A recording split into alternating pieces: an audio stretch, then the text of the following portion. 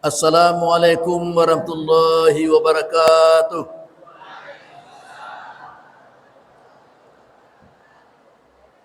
Alhamdulillahilladzi arsala rasulahu bil huda wa dinil haqq liyuzhiru 'ala dini kullih walau karihal musyrikun. Asyhadu an la ilaha illallah wahdahu la syarikalah wa asyhadu anna Muhammadan 'abduhu wa rasuluh la nabiyya ba'da.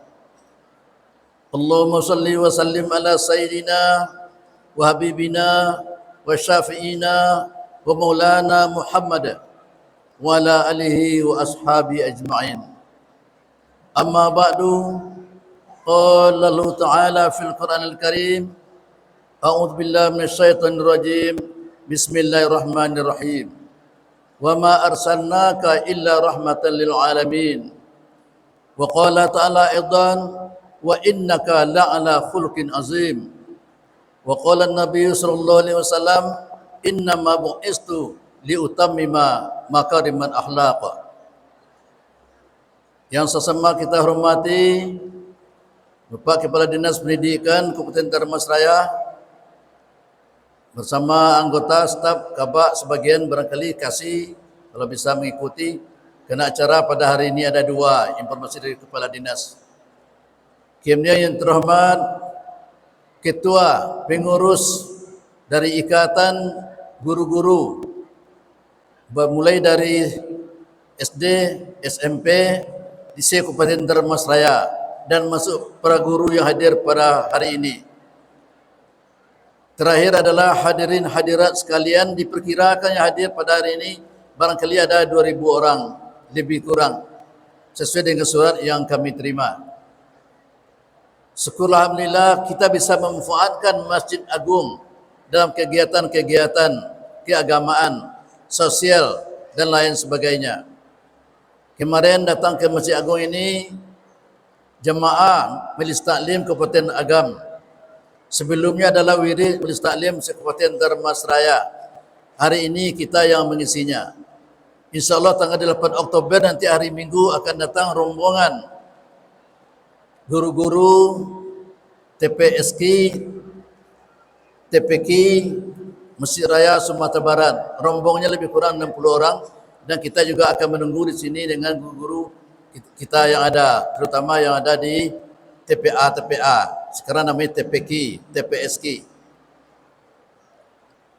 Kita menghimbau sebelum ceramah ini dilanjutkan, seluruh kegiatan keagamaan diusahakan, malah disarankan untuk dilaksanakan di masjid kita ini. Apakah ada yang wirid Yasin atau wirid-wirid lainnya selama ini di masjid tempat kita, di musala kita, mungkin ada yang ingin jamaahnya berkunjung ke sini atau ada yang belum sempat ke sini. Mungkin dari Timpe, mungkin dari Sungai Limau dan dari daerah yang jauh pedalaman. Tolong nanti dikoordinasikan oleh guru-guru yang memang bertugas, terutama guru PAI seperti informasi di awal tadi. Bapak Kepala Dinas yang kami hormati, kalau jalan terus kau nak, ya jalan ke belakang. Kalau yang tadi terlalu jelas, jadi pecah suaranya. Pi suara tolong seketik di ibu-ibu ya. Kini jam 11 lewat 10 minit. Biasanya ceramahmu paling lama 1 jam. Paling lama 1 jam. Malam tadi di Masjid Ka'bah di Sungai Duo 1 jam juga. Hari ini di sini dengan guru-guru setengah jam nanti mengenai bagaimana metodologi, bagaimana kegiatan-kegiatan pelajaran PBM di zaman Rasul sampai hari ini. Yang kedua nanti mengenai hikmah kelahiran Nabi Muhammad sallallahu alaihi wasallam. Reformasi, revolusi dalam 3 bidang: akidah, ibadah, sosial. Kalau Indonesia sekarang visi misi presiden dulu adalah revolusi dalam bidang mental spiritual. Sekarang Nabi Muhammad ketiga-tiganya beliau perbaharui, direvolusikan direformasikan, baik akidah, baik ibadah, baik akhlak atau moral, termasuk sosial tadi. Kali terangah dicampur nanti bahasa kampung awak.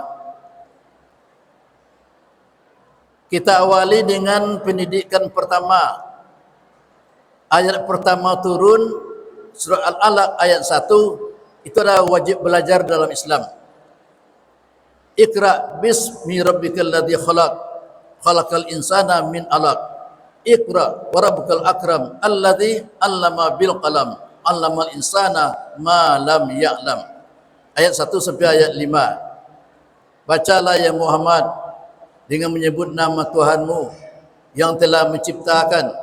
Dia ciptakan manusia dari segumpal darah. Kemudian dia ajarkan manusia bil qalam, pandai tulis baca. Ujungnya allamal insana ma lam ya'lam. Allah ajarkan kepada manusia apa yang belum diketahui. Dalam ayat ini 2 kali kata ikra. Bacalah, bacalah itu 2 kali. Dalam ilmu bahasa Arab disebut ikra ini fi'il amar, instruksi, perintah. Bacalah, bacalah. Ketika itu Muhammad menjawab dengan bahasa Arab, ma ana biqari'in, aku tidak pandai membaca. Memang beliau tidak melalui pendidikan formal, tidak pernah SD, SMP, SMA dan sebagainya, sehingga beliau disebut dengan ummi. Ummi itu bukan berarti bodoh, tapi ummi disengaja Allah, Rasulullah tidak pandai membaca, tidak pandai menulis. Apa maksudnya? Agar jangan dituduh Al-Quran karangan Muhammad. Itu pertama isinya. Isi yang kedua, wajib belajar dalam Islam sudah dimulai, sudah dicanangkan 14 abad yang lalu. Bukan kini saja wajib belajar itu, dari dulu lah. Namun belajar dalam Islam tadi bukan hanya 6 tahun tamat SD, bukan hanya 9 tahun tamat SMP, bukan hanya 12 tahun tamat SMA, tapi belajar dalam Islam seumur hidup. Karena ini banyak guru-guru yang tamat UMP, tamat IKIP, tamat UIN, IAIN, bidang PAI, mungkin juga ada bidang lain yang menyesuaikan diri dengan program pendidikan. Diistilahkan ketika kuliah itu long life education, pendidikan seumur hidup. Kalau hadis Nabi lah hafal oleh kita sama, utubul ilma minal mahdi ilal lahdi. Carilah ilmu pengetahuan, belajarlah mulai dari ayunan atau lahir sampai ke liang lahat. Ya Ibu ya. Jadi belajar meskipun sekarang sudah menjadi guru, mungkin juga sudah puluhan tahun menjadi guru, mungkin juga dekat pensiun, belajar lagi. Dan juga boleh kuliah. Sekarang banyak yang kuliah S2, tentu dengan izin kepala dinas, ada aturannya. Di IAIN Batu Sangkar sekarang menjadi UIN, sudah dibuka S3 di sana. Tahun pertama sekarang sudah ada mahasiswanya 22 orang. Dari Damastraya banyak yang tamat S2 dari UIN Batu Sangkar itu. Termasuk ketua panitia pada hari ini, Mas Rianto, MPD. Itu alumni UIN Batu Sangkar. Dulunya IAIN, sebelumnya STAN. Mas Rianto tamat ketika kami menjadi ketua STAN. Pembimbingnya, pengujinya bawa dulu. Dan banyak, lebih 10 orang. Yang S1 sekarang dalam Damastraya di Batu Sangkar sudah kami catat lebih 300 orang. Cik Negari saja ada 20 orang lah yang kuliah di situ. Ini motivasi belajar tadi. Kalau sudah pensiun pun boleh belajar. Awak 5 tahun lagi ke pensiun atau kuliah lo balik, tidak dilarang. Tamat kuliah nanti awak lah pensiun, tapi ngajar S2, ngajar S1. Ada sekolah Ibu Elviana, ada sekolah Ibu Lili yang apa itu, ya, yang state NU itu dan lain sebagainya. Kau motivasi belajar. Jadi wajib belajar Islam seumur hidup. Yang kedua, metode belajar di zaman Rasul. Apa beda dengan sekarang? Di zaman Nabi belum ada meja, belum ada kursi, belum ada laptop, belum ada pena seperti pena kita yang sekarang. Setiap ayat yang turun kepada Nabi Muhammad ditulis oleh sekjennya, sekretarisnya, bernama Zaid bin Sabit. Turun ayat, tulis. turun ayat, tulis. Tempat menulis baru pelepah kurma, tulang-tulang unta, kulit-kulit unta, itu baru yang ada. Bila ada pena seperti hari ini, itu disebut dengan bil qalam tadi. Mana qalam tu pena, bukan kalam ya. Kalau ka berarti bicara tu kalamun. Ini qalam. Qalam ketika itu sangat tradisional. Dan belajar ketika itu belum lagi pakai bangku, tidak pakai meja, tidak pakai lokal. Di mana belajar? Dari rumah ke rumah. Sampai zaman sahabat masih model itu. Malah kita bicara riwayat sampai Syekh Ahmad Khatib Al-Minangkabawi, ulama besar Minangkabau, guru dari Buya Canduang, guru dari Buya Parabe, guru dari Syekh As'ari, guru Ahmad Dahlan, orang Sumatera Barat di Mekah, namanya Ahmad Khatib Al-Minangkabawi. Umur 11 tahun dia sudah pergi ke Mekah, pulang sekali, setelah itu tidak pulang-pulang lagi. Istri dia orang Mekah, orang kaya, jadi imam di sana ya. Ketika itu belajarnya baru dalam Masjid Haram. Ada namanya tempat-tempat masing-masing. Ada mazhab Syafi'i, ada mazhab Hanafi, ada mazhab Maliki, ada mazhab Hambali. Ada onggok-onggoknya tempat masing-masing. Belajar di sana. Namanya halakah, bukan kholakah ya, halakah. Duduk berlingkar di sekeliling guru. Kemudian waktu masjid kini duduk di sudut itu ada guru mengajar, murid berkeliling. Di sudut sana ada guru, murid, ada belajar lot. Model itu baru. Jadi tolong bayangkan, ayah Buya Hamka itu namanya Dr. Amrullah, belajar di Masjid Mekah itu. Ketua Muhammadiyah, pendiri Muhammadiyah Indonesia, Ki Haji Ahmad Dahlan, belajar di Masjid Mekah itu. Duduknya baru model awak kini kok. Itu namanya sejarah sedikit supaya awak tahu. Kemudian setelah berkembang beransur-ansur, termasuk datang ke Indonesia, sudah mulai belajar tadi di surau-surau, termasuk si Burhanuddin, ulama-ulama lain belajar di surau tapi masih berhalakah, macam kitab Kunyang namanya, ada Mahali namanya bagi yang tamat terbiah, ada I'ana dan kitab-kitab lainnya. Tafsir Jalalain dipelajari, tapi sambil duduk pakai kurikulum lagi. Dah belajar juga mulai Buya Canduang mendirikan kelas sikal. Dah pakai kursi, dah pakai meja, dah ada papan tulis. Di zaman Belanda itu, di Canduang tu mulai membuka dirinya. Ketika itu setelah Buya Canduang dan kawan-kawan mengadakan rapat, dia adakanlah pertemuan. Mulai menyesuaikan diri. Dulu tidak boleh belajar bahasa Inggris, bahasa asing, dianggap bahasa orang kafir. Dulu tidak boleh pakai dasi, pakai jas, itu dianggap pakai orang kafir. Ada ulama dulu tidak boleh berfoto. Berfoto itu gambar arti berhala, patung. Kok berkembang kok? Berkembang. Setelah ulama ini cakrawalanya terbuka, baru didudukkan masalah. Yang tidak boleh itu merubah akidah, merubah ibadah, merubah akhlak, tetap Islami. Tapi yang sifatnya duniawi boleh dirubah. Ini kan perubahan kah? Sesuai dengan pidato kepala dinas tadi, masalah perubahan. Antum a'lamu bi amri dunyakum, kata Rasul. Kamu lebih tahu tentang urusan duniamu. SD dibuat bukan bid'ah. Dibuat SMP bukan bid'ah. Dibuat perguruan tinggi bukan bid'ah. S1, S2, S3 bukan bid'ah. Dibuat masjid bagus bukan bid'ah. Ini kan banyak sekali bid'ah kok. Kalau tak ada Rasul buat berarti bid'ah. Kita luruskan hari ini. Yang bid'ah itu kalau akidah yang dirubah, ibadah yang dirubah. Tapi kalau seandainya kehidupan sosial, boleh. Contoh naik haji. Dalam Al-Quran naik haji itu jalan kaki. Kata Melayu tadi. Ayo minum tadi. Maaf ya. Lihat terangkan suara lain. Iya. Sangat jumbo karya supaya terangkan ke ibu. Maaf ya.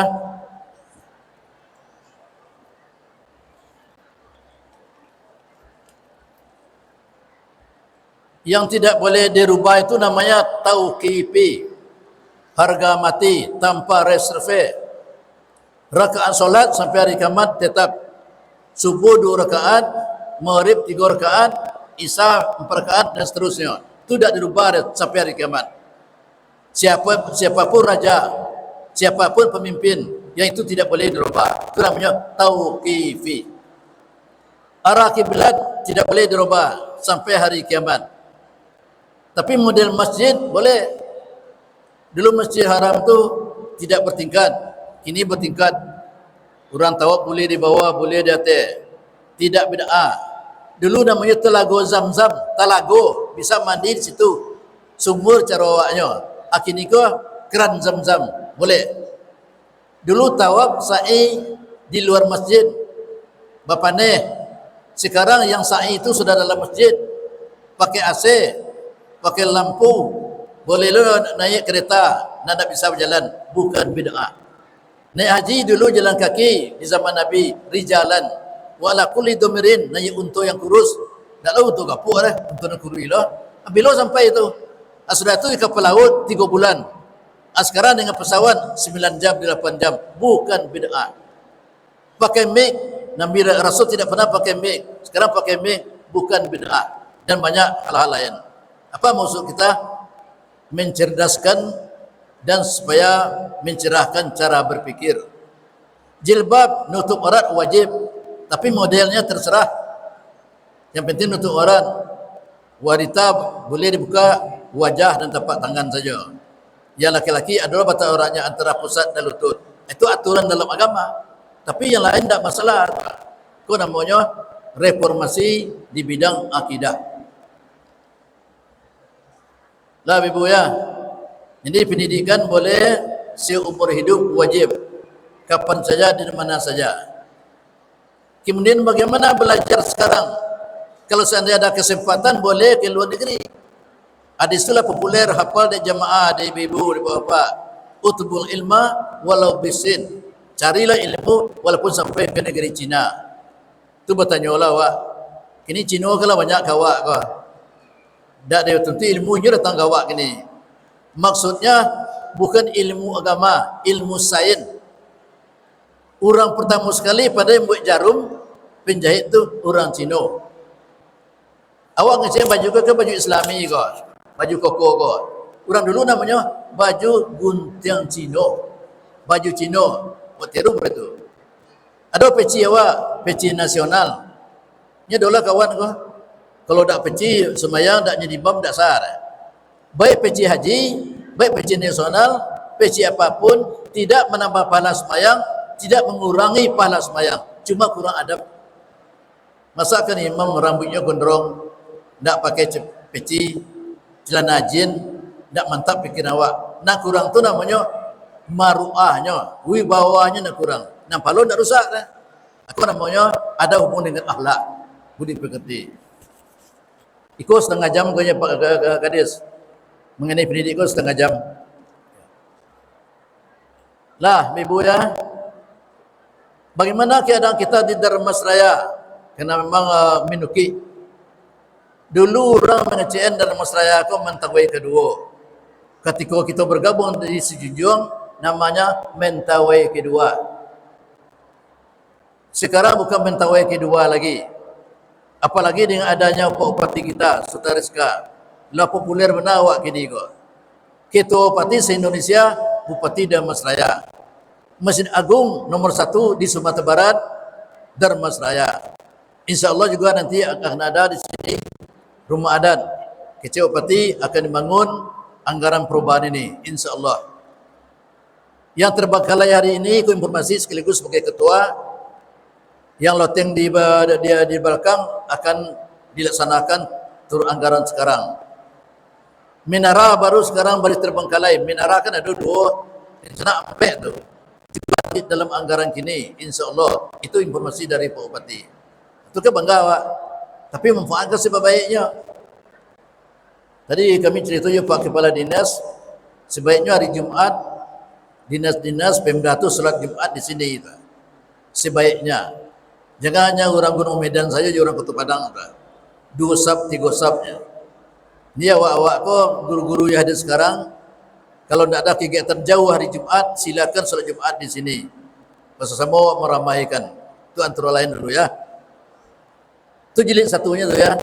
Celik jam. Celik jam. 10:30 kurang 5. Salam lambat jam 11 sudah.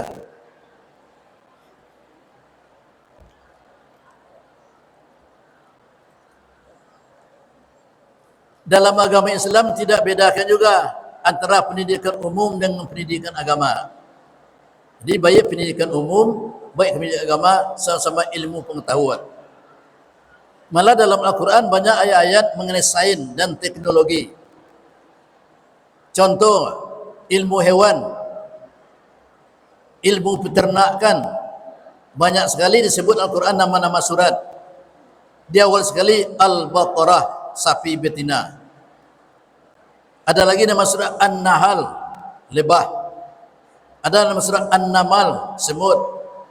Ada nama surah Al-Ankabut, lawa-lawa, laba-laba. Di kampung lawa nama itu, nama jaringgo.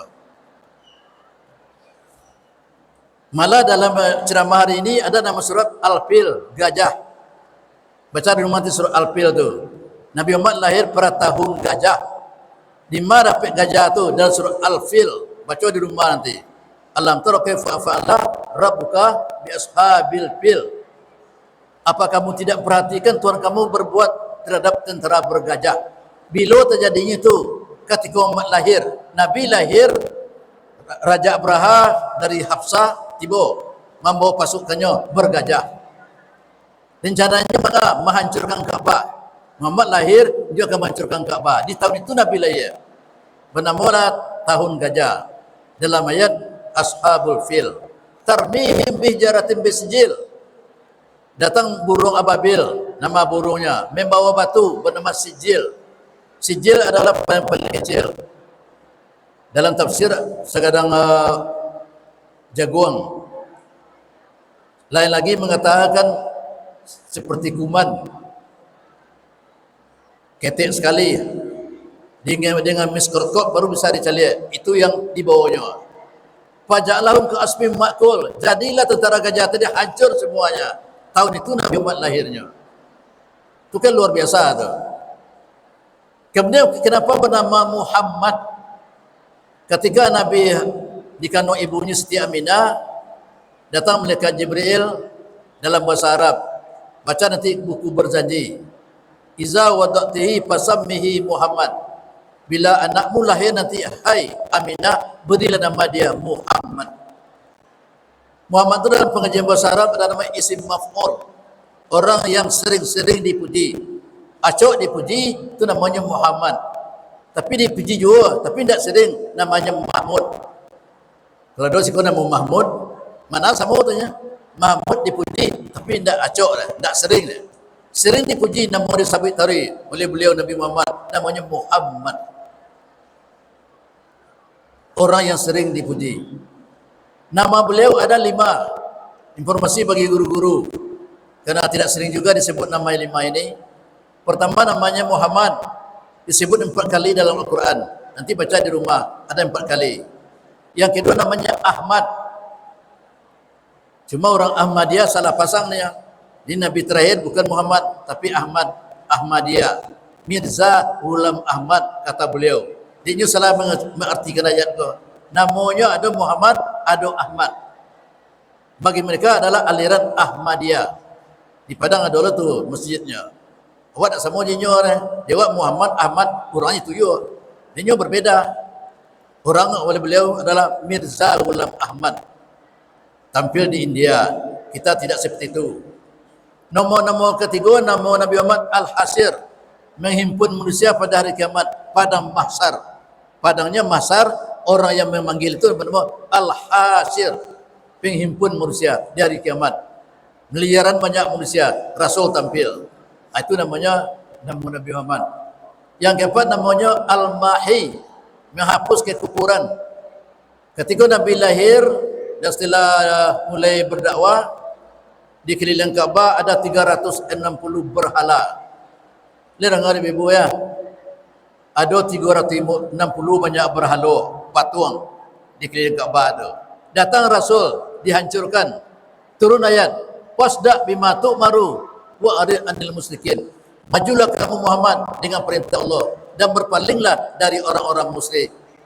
Seluruh berhala diturunkan. Itu namanya reformasi bidang akidah. Jangan lupa judul reformasi bidang akidah. Orang Arab tadi menyembah berhala. Nama berhalanya ada namanya Uzza, ada Manata namanya, itu nama berhalanya. Ada namanya Hubla, disembahnya. Dari ada buatnya berhala kau. Ada dari batu, ada dari kayu, dan paling aneh dibuat dari kue. Dibuatnya kue kadang-kadang disembah Tuhan dulu, kalau lapanya dimakannya Tuhannya. Na'udzubillah min zalik. Itu mana jahiliyah itu orang bodoh. Bahasa awaknya entong. Dia tahu entong. Di Kota Padang namanya entong tu bodoh, tolol, entong, bingung. Bahasa Arabnya jahiliyah. Orang yang bodoh sebut jahilun. Boleh bernama Abu Jahal, boleh bernama Abu Jahil. Abu Jahal bapak bodoh, Abu Jahil bapak yang bodoh. Itu artinya Abu Lahab bapak pemarah. Itu muka ada tabat yada tu, emosional. Kalau cerita dah sampai situ, kau mau dulu saja ya. Itu nama-namanya. Menyembah berhala itu bodohnya. Akidahnya tak ada semua sekali. Belum tahunya Allah Maha Esa, lam yalid walam yulad, belum tahu lah. Allah tidak beranak, tidak diperanakkan. Walam yakul lahu kufuwan ahad. Tak ada yang sama dengan Allah, dia belum tahu lah. Karena wahyu belum turun. Apa namanya? Sifat zaman jahiliyah yang direformasi oleh Nabi Muhammad, yang direvolusi oleh Nabi Muhammad. Akidahnya, mentalnya diperbaiki. Ada orang bertanya, bagaimana sekarang Pak Ustaz, Pak Prof, yang ada sekarang namanya jahiliyah modern. Jahiliyah modern tu nyo jadi pura-pura entong, nyo bodoh pura-pura jadi.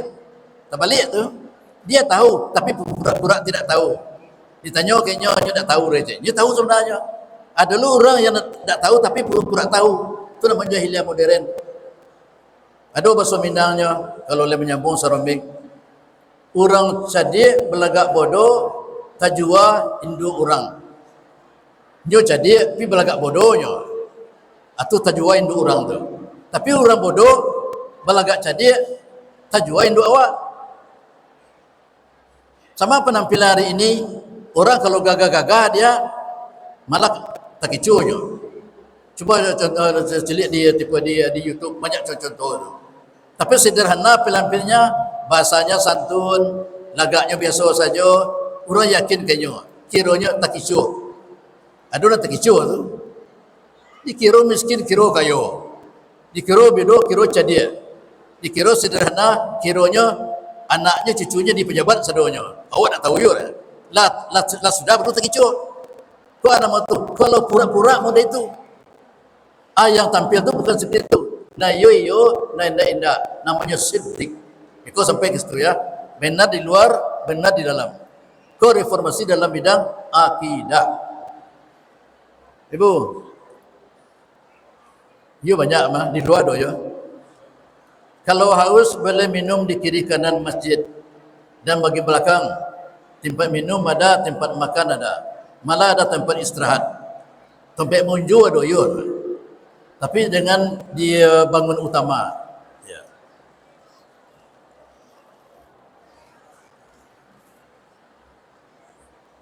Lah, bagaimana reformasi di bidang akhlak atau moral tadi? Akhlak itu ada 5 bahasanya. Kalau bahasa Arabnya akhlak, ayat tadi. Wa innaka la'ala khulqin azim. Engkau ya Muhammad punya budi pekerti yang agung, yang luhur. Bahasa aslinya etika, bahasa asing lagi moral, bahasa asing lagi karakter. Kemudian baru bahasa Minangnya budi pekerti, sopan santun. Dulu ada nama pelajaran PMP, Pendidikan Moral Pancasila. Itu seluruh kata-kata akhlak. Apa bedanya? Kalau akhlak dari bahasa Arab, dari Al-Quran, dari hadis, innama bu'istu mata makarimal akhlak. Hadis tadi. Aku diutus untuk menyempurnakan budi pekerti yang luhur. Dia boleh minum ya. Yang ada air di dalam tas boleh minum. Tidak dilarang. Yang dia atur itu adalah sampahnya. Ada bahasa Minangnya. Dia bercampur. Nang kurik kundi, nang merah. Tolong sambung. Yang kurik kundi, yang merah sago. Yang baik budi, yang indah basuh. Itu akhlakul karimah. Ini dipelesetkan maknanya. Nang kurik kundi, nang merah sago. Nang baik piti, nang indah rupa. Kalau ada ibu-ibu guru yang sudah dewasa, yang akan memang menantu, ada calon menantu berdua melamar. Nah, seorang calon menantu tinggi sama, gagah sama, warna kulit sama, yang tidak sama pendidikannya. Nah, seorang masuk ambo di Batu Sangkar, titelnya SAG atau SPDI. Sekarang SPDI dah ada lah. Pekerjaannya guru TPA. Mengajar guru TPA di Sungai Limau. Gaji honor 500 bulan, kredit. Tak lo tak puntan kau. Ngaji pandai, khutbah pandai, ceramah pandai, awak gagah. Cuma pekerjaan yang tadi itu, guru TPA di Sungai Limau atau di Timpe. Gaji 300.000 sebulan atau 500. Tak lo lunas dah, kredit lo tu. Tinggal di surau. Nah, surang lain melamar lo, orang yang sama, tinggi sama, gagah sama, gelarnya ST, Sarjana Teknik, bisa tamat UNAN, bisa tamat ITB. Pekerjaannya di Caltek Pekanbaru. Kalian tahu Caltek? Gaji pertama 15 juta sebulan. Gaji pertama tu berarti no dinas. Tapi tak sembahyang dah, ngaji tak pandai dah.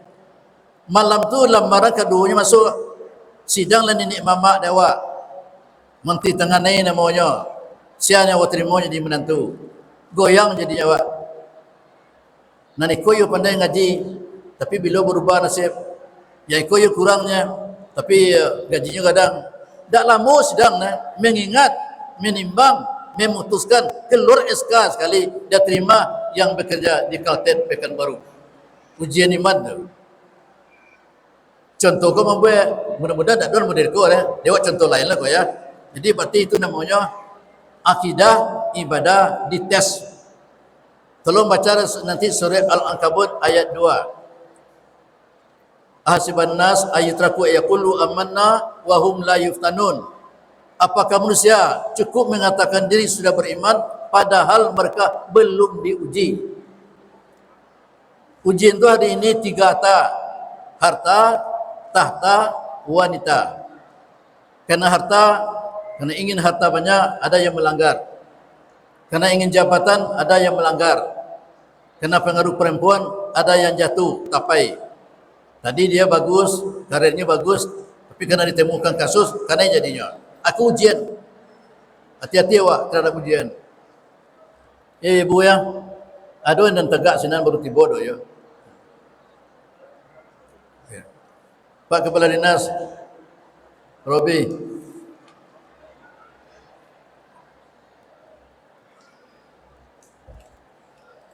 Pak Ketua, Pak Kepala Dinas, demo dia tinggi itu tempat saudara Musinan.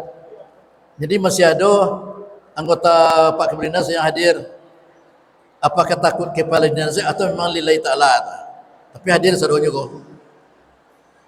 Alhamdulillah Rabbil Alamin. Banyak yang hadir. Yang tiba banyak ya. Tolong celik jam ya. Ada 10 minit lebih setik lah. Orang barat pun mengakui akhlak Nabi Muhammad, bukannya orang Islam. Dia kelebihan Nabi Muhammad tu lintas daerah, lintas benua. Itu muka ada dibaca ayat tadi Al-Anbiya ayat 107. Wa ma arsalnaka illa rahmatan lil alamin. Kami tidak utus engkau ya Muhammad kecuali rahmat bagi seluruh alam. Alam itu selain Allah, alam namanya. Langit, bumi, alam. Lautan alam, kita manusia ini alam. Selain Allah bernama alam. Al-alamu ma siwallah. Alam itu selain dari Allah. Menasa nikmat, rahmat dengan lahirnya Nabi Muhammad sallallahu alaihi wasallam. Apa contoh yang dekat, yang mudah dicerna? Binatang, ayam, kambing, kerbau tidak ada di Mekah ada. Untuk ada. Di zaman itu sebelum Muhammad lahir, di zaman jahiliyah, kalau ingin mendapatkan daging kerbau, daging unta atau daging sapi cerawaknya di kampung, tidak usah didabih di leher. Diambil mana yang perlu saja. Ambil pisau, ambil sekilo. Tunggu masak. Nan lain ikutnya jalan boleh. Biarkannya jalan, tapi ni kau dah ambil. Itu di zaman jahiliyah berlaku pada itu. Binatang pun merasa diazab, merasa disiksa. Lahir Nabi Muhammad, kalau kamu menyembelih, tajamkan pisaumu. Bismillah Allahu Akbar. Dan jangan dilihatkan pisau itu ke hadapan yang akan disembelih. Takutnya mereka. Larinya mereka. Basuruh pisau dulu, baru sembelih. Bismillah Allahu Akbar. Itu baru binatang. Sebelum lahir Nabi Muhammad buang air besar, buang air kecil, seenaknya saja. Di lubang-lubang semut boleh, di air-air tergenang boleh. Datang Rasulullah, disebut dalam ilmu fikih, dilarang buang air besar, buang air kecil di lubang-lubang semut, di tempat-tempat yang tergenang air. Dia awak yang buang airnya, tapi dia sama itu kiamatnya. Kalau doa macam kecil tak doa, kalau doa dah. Tak ada tsunami. Kau payah boy merasainya dalam lubang tu sampai ke situ seketik-ketiknya. Bayangkan saja. Hutan tidak boleh tebang seenak-enaknya. Adalah larangnya. Di sekolah banyak guru-guru awak pendidikan. Wala tufsidu fil ardi ba'da islahiha. Jangan kamu buat kerusakan di muka bumi setelah ada perbaikan. Lingkungan hidup pun dijaga. Kau kelahiran Nabi Muhammad sallallahu alaihi wasallam dalam rangka reformasi akidah dan ibadah.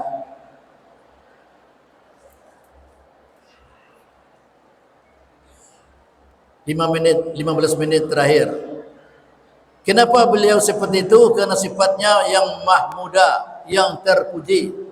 Di akhlak terbagi dua. Pertama akhlak mahmuda namanya, yang elok, yang terpuji. Yang kedua namanya akhlak mazmumah, yang tercela. Sekarang kita buat, saya sebutkan sebagian sudah hafal oleh ibu dan guru-guru. Pertama, siddiq, hafal benar ya Pak. Benar luar dan dalam. Tadilah disinggung. Apa kata lidah, itu kata hati. Lain di lidah, lain di hati, namanya munafik. Dalam bahasa hariannya, bagaimana munafik itu? Menuhuk kawan seiring, mengguntiang dalam lipatan.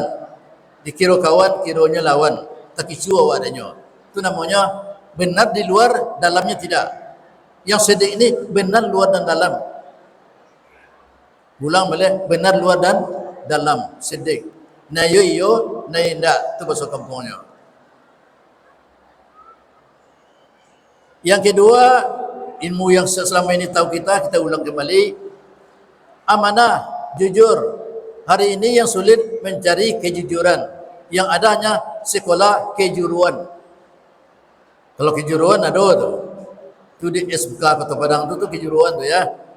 Ada mesin, ada administrasi macam ni, ada komputer, tu kejuruan. Tapi sekolah kejujuran itu adalah ilmu agama. Bagaimana kita jujur? Dalam akidah juga jujur. Ada mengatakan di luar Allah Esa, di dalam Allahnya berbilang. Ada tu. Kalau kini kan zaman terampil kok. Hari Minggu sama-sama ke gereja, pandailahnya. Hari Jumat sama-sama ke masjid, rukun dan damai. Kadang-kadang juga masuk kepada tempat agama Hindu, menyesuaikan diri. Padahal agama tidak jelas, itu namanya munafik. Ada ayatnya. Yukhadi'una Allah wallazina amanu wa ma yada'una illa anfusahum wa ma yas'urun. Kata mereka menipu Allah, menipu orang beriman, tidak tertipu kecuali diri mereka sendiri. Hati-hati ya Wak. Kau direformasi oleh Nabi Muhammad. Orang munafik boleh hidup bersama orang Islam, tapi tidak boleh menyampaikan ajaran tadi. Nah, tabligh kena buat di masjid, bukannya ulama, bukannya dai saja, bukannya ustaz saja menyampaikan dakwah atau tabligh, tapi boleh semua orang. Balighu anni walau ayat, kata Nabi. Sampaikanlah dari aku walaupun sepotong ayat. Di rumah tangga awak, anak awak mengajarnya. Namanya pendidikan rumah tangga. Ayatnya At-Tahrim ayat 6. Ya ayyuhallazina amanu qu anfusakum wa ahlikum nara. Hai orang yang beriman, jaga dirimu, jaga keluargamu dari siksa api neraka. Bagaimana menjaga diri awak dari neraka? Kerjakan perintah Allah, tinggalkan larang Allah. Bagaimana menjaga keluarga awak dari api neraka? Suruh mereka melakukan baik, larang mereka dari yang mungkar. Tapi jangan KDRT. Yo anak awak suruh sembahyangnya tidak mau. Kata Nabi boleh dipukul kalau umurnya 10 tahun. Fadribu alaiha. Tapi jangan sampai berdarah-darah. Kalau sampai anak awak berdarah, awak pukul, namanya KDRT. Kena undang awak. Yo anak awak atau suami atau istri, tapi ditangani lukonya, berdarahnya, mengadunya ke polisi kerana awak ada undangnya. Itu namanya pendidikan itu adalah edukatif, persuasif. Jadi jangan sampai menyakiti. Kalau guru-guru tentu selain dari rumah tangga juga di sekolah ya, contoh di rumah tangga. Nabi Muhammad perlu ditiru juga sifatnya fatonah. Bukan fitnah, bukan dengan ta dengan to, fatonah. Arif bijaksana, tahu bayang dengan kias. Bahasa Minang lumba kilik laba kalam. Tak kilik ikan dalam lawi, tahu jantan betinonya. Itu namanya arif bijaksana. Dalam menyampaikan sesuatu pun harus bijaksana. Rasulullah memakai metode itu. Namanya metode bil hikmah, bijaksana. Ada seorang ulama kita di Sumatera Barat, sudah meninggal beliau, almarhum Datuk Palimo Kayo, ketua MUI pertama di Sumatera, kita milik ulama. Contoh hikmah tadi biasanya itu kata beliau, samu jurang membunuh ular dalam bani. Kita tahu bani Pak.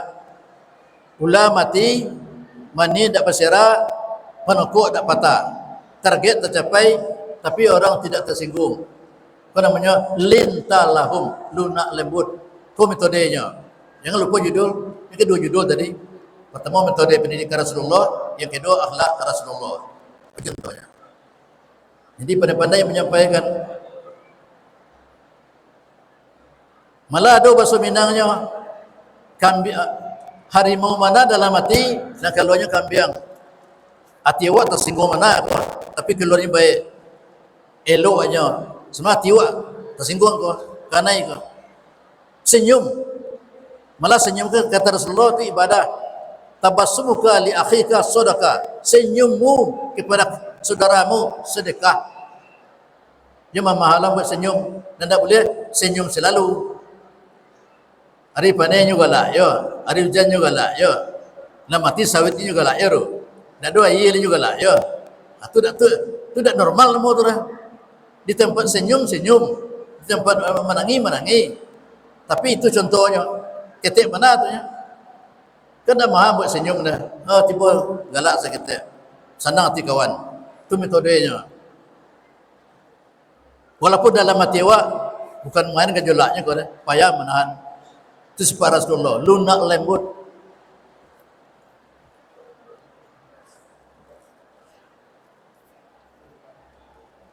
Bila mau berhenti, berarti minum kena lu. Janji ditepati. Yang sebelah kurang 10 awak berhenti. Biko baru penitia kalau ada pengumuman dan yang lain-lain. Jumaat hari ini 12 lewat 10 minit mungkin. Cepet-cepet Jumaat ini. Ya, jadi itu dia bagi waktu. Kalau ada laki-laki yang Jumaat di sini silakan nanti. Ambo suruh kawan ambo macam tubar beko. Namanya Profesor Dr. Haji Rusdi, Kurang Kota Baru. Nyolah di Siko gini, dia apa bisa Jumaat di Siko beko. Insyaallah. Kita lanjutkan seketik lain. Sifat Rasulullah selain daripada yang 4 tadi yang populer, lunak lembut, juga beliau adalah pemaaf, rendah hati, ikhlas, qanaah, banyak nama-namanya. Bagaimana contoh Rasulullah rendah hati dan tidak pendendam? Pada suatu hari Rasulullah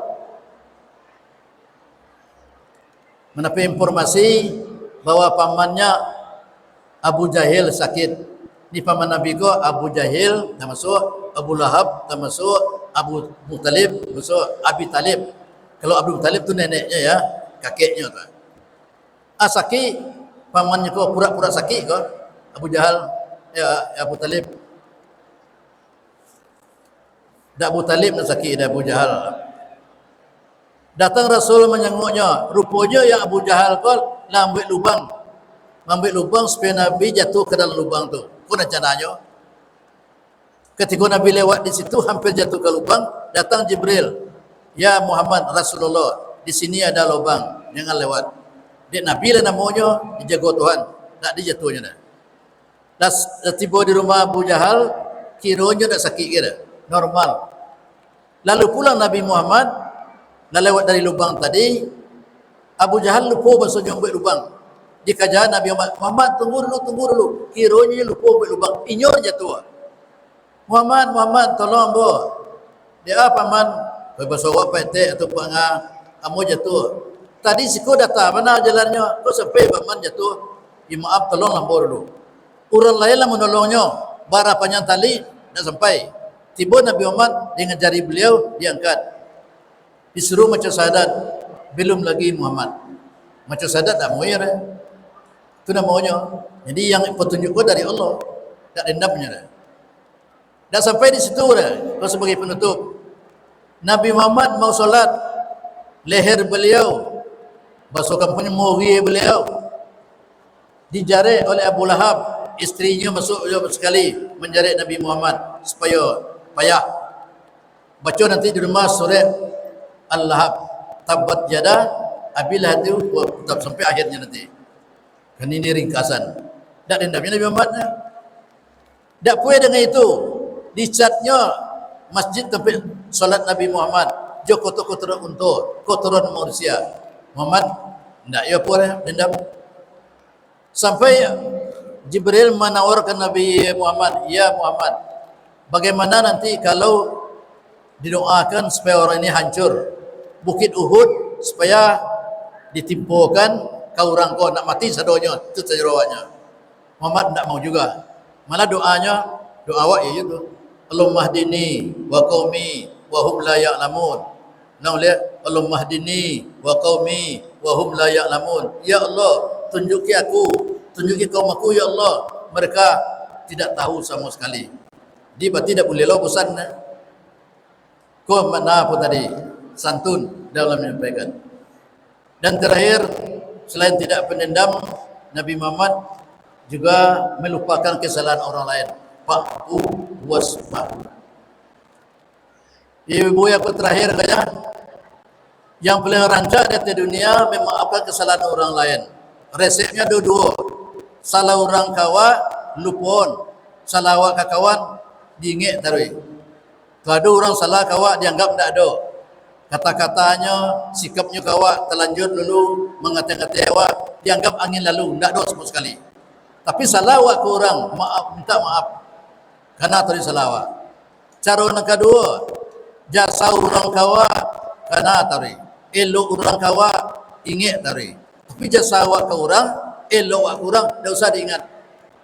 Awak pernah menolongnya dulu, ini sembuhnya kawak, tidak usah diingat. Sama je awak kini ko. Dulunya guru SD awak, guru SMP awak, kini awak menjadi gurunya. Tapi jangan sombong. Dulu awak banduk somang kayaknya inyo bos awak dulu, kini awak bos inyo banyak tu. Tak balik dunia aku kini. Nang kayu dulu kini miskin, nang miskin dulu kini kayu. Nang sadik dulu kini bodoh-bodoh anaknya. Nang bodoh dulu apaknya kini jadi polisi anaknya, jadi tentara anaknya. S2 S3 anaknya, jadi dokter kayaknya. Tak balik dunia kini. Jadi berarti keturunan jangan dibanggakan. Tak boleh semua orang dati saja. Kau guru buat dulu kau.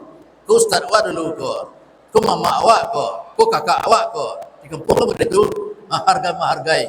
Itu sifat Nabi Muhammad sallallahu alaihi wasallam. Awak sama awak, tak boleh singgung menyinggung. Pas, dah pas tu. Jadi bagian penutup ini, laporan kepada Pak Kepala Dinas, kepada panitia, 2 judul sudah dirangkum. Pertama mengenai metode sistem pendidikan di zaman Rasul sampai hari ini. Ada perubahan, tapi yang perubahan yang boleh dirubah. Yang kedua mengenai contoh teladan Nabi Muhammad sepanjang masa sampai hari kiamat, tidak ada tandingannya. Adapun orang kafir, orang barat tidak mau masuk Islam bukan kerana Nabi Muhammad tidak diakui, tapi kerana gengsi dong. Gengsi cerawaknya sehingga tidak diakuinya. Yang artinya tetap apa namanya?